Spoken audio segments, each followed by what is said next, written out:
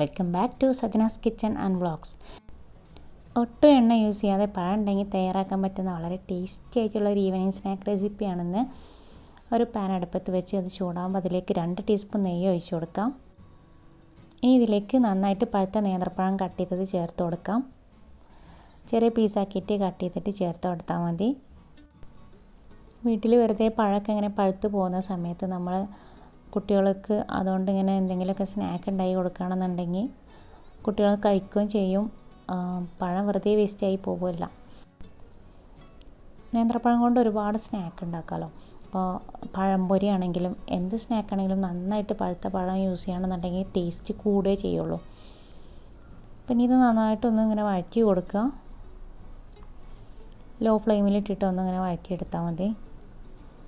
നന്നായിട്ട് പഴുത്തത് കൊണ്ട് തന്നെ അത് പെട്ടെന്ന് റെഡിയായി കിട്ടും. നമ്മുടെ പഴം ഇവിടെ റെഡി ആയിട്ടുണ്ട്. ഇനി നമുക്കിതൊരു പാത്രത്തിലേക്ക് മാറ്റി കൊടുക്കാം. ഇനി പഴം ഒന്ന് ചൂടാറി വരുമ്പോഴേക്കും നമുക്ക് ബാക്കി കാര്യങ്ങൾ സെറ്റാക്കിയെടുക്കാം. അപ്പോൾ മിക്സിയുടെ ജാറിലേക്ക് പൊടിക്കുന്ന ജാർ എടുക്കുക കേട്ടോ. അതിലേക്ക് 6 ഏലക്കായ ചേർത്ത് കൊടുക്കാം. ഇനി ഇതിലേക്ക് 4 ടീസ്പൂൺ പഞ്ചസാര ചേർത്ത് കൊടുക്കാം. ഇതിപ്പോൾ നോമ്പ് കാലത്തും ഇപ്പോൾ നമുക്ക് ഇഫ്താറിൻ്റെ സമയത്തും ഉണ്ടാക്കി കഴിക്കാൻ പറ്റിയ സ്നാക്ക് തന്നെയാണ്. നല്ല ടേസ്റ്റ് ഉണ്ട് കേട്ടോ കഴിക്കാൻ. ഇനി ഇതിലേക്ക് 3 മുട്ട ചേർത്ത് കൊടുക്കാം.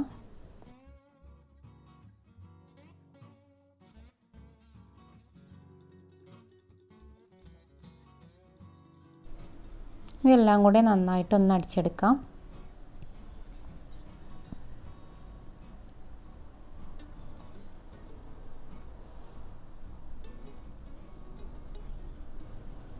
ഇനി നമുക്കിതൊരു ബൗളിലേക്ക് ഒഴിച്ചു കൊടുക്കാം.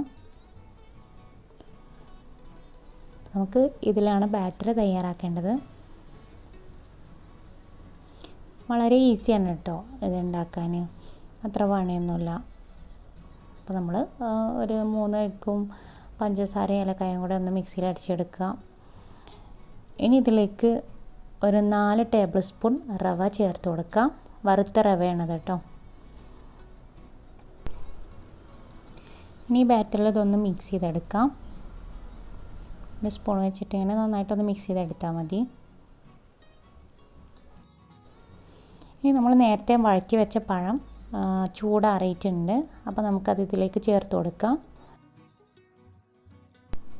ഇനി നമുക്കിതൊന്ന് മിക്സ് ചെയ്തെടുക്കാം.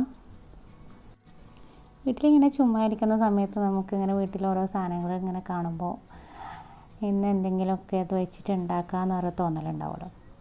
അങ്ങനെ നമ്മൾ ഓരോന്നും ഇങ്ങനെ ഉണ്ടാക്കി പഠിക്കുമ്പോൾ തന്നെ നമുക്ക് ഓരോ സാധനങ്ങൾ ഉണ്ടാക്കാൻ അറിയാം.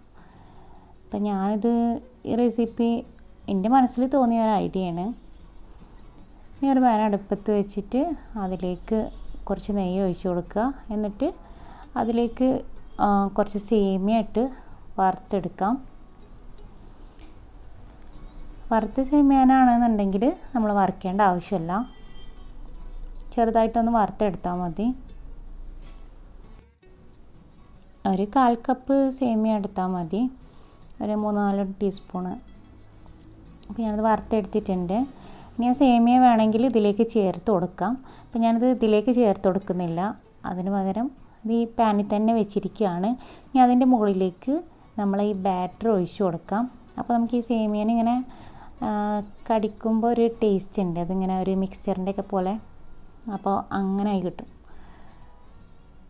ഇനി ഇത് ലോ ഫ്ലെയിമിലിട്ടിട്ട് ഇതൊന്ന് വേവിച്ചെടുക്കാം. തീ കൂട്ടി വെക്കരുത്, അപ്പോൾ അടി കരിഞ്ഞു പോകും കേട്ടോ.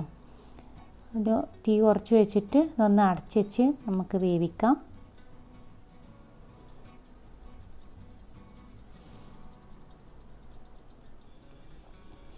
ഇനി ഇതിൻ്റെ മുകളിലേക്ക് വേണമെങ്കിൽ കുറച്ച് അണ്ടിപ്പരിപ്പും മുന്തിരിയൊക്കെ ഇട്ട് കൊടുക്കാം. അപ്പോൾ കാണാനൊരു രസം ഉണ്ടാവും, കഴിക്കുമ്പോഴും ടേസ്റ്റ് ഉണ്ടാവും. ഇത് അടച്ച് വെച്ചിട്ട് വേവിക്കാം. കുറച്ച് നേരം അടച്ച് വെച്ചിട്ട് നമ്മൾ ഇടയ്ക്കൊന്ന് തുറന്ന് നോക്കുക തയ്ക്കണമെന്ന്. ഒരു 2-3 മിനിറ്റൊക്കെ അടച്ച് വെച്ചാൽ തന്നെ അത് വെന്തിട്ടുണ്ടാവും. അപ്പോൾ ഇത് റെഡി ആയിട്ടുണ്ട്. ഇനി നമുക്കിതൊന്ന് മറിച്ചിട്ട് കൊടുക്കണം. മറ്റേ ഈ പുറമൊന്ന് വെന്ത് കിട്ടണമല്ലോ. അപ്പോൾ അതൊന്ന് മറിച്ചിട്ട് കൊടുക്കാം. എന്നിട്ട് ഈ പുറമൊന്ന് വേവിക്കാം. പതുക്കെ ഇതിൽ നിന്ന് ഇങ്ങനെ എടുത്താൽ മതി, അപ്പോൾ പൊട്ടൊന്നുമില്ല. ഈ ഭാഗം ഒന്ന് വേവിച്ച ശേഷം നമുക്കിത് ഒരു പാത്രത്തിലേക്ക് മാറ്റാം. അപ്പോൾ വീഡിയോ ഇഷ്ടമായിട്ടുണ്ടെങ്കിൽ ലൈക്ക് ചെയ്യാൻ മറക്കരുത്. അതുപോലെ നമ്മുടെ ചാനലിലിടുന്ന പുതിയ വീഡിയോസ് നോട്ടിഫിക്കേഷനായിട്ട് ലഭിക്കാൻ ചാനൽ സബ്സ്ക്രൈബ് ചെയ്ത് സപ്പോർട്ട് ചെയ്യാനും മറക്കരുത്. വീഡിയോയെക്കുറിച്ചുള്ള അഭിപ്രായം താഴെ കമൻറ്റ് ചെയ്യുക. ഇനി നമുക്കിത് കട്ട് ചെയ്തിട്ട് കഴിക്കാം. അപ്പോൾ കുട്ടികൾക്കും വലിയവർക്കൊക്കെ ഇഷ്ടമാവുന്ന നല്ല ടേസ്റ്റി ആയിട്ടുള്ളൊരു റെസിപ്പിയാണത്. അപ്പോൾ നമ്മൾ എണ്ണ യൂസ് ചെയ്തിട്ടില്ല, കുറച്ച് നെയ്യ് യൂസ് ചെയ്തിട്ടുണ്ട്. അപ്പോൾ എന്തായാലും പുതിയൊരു റെസിപ്പി ആയിട്ട് നമുക്ക് വീണ്ടും കാണാം ഇൻഷാ അല്ലാഹ്.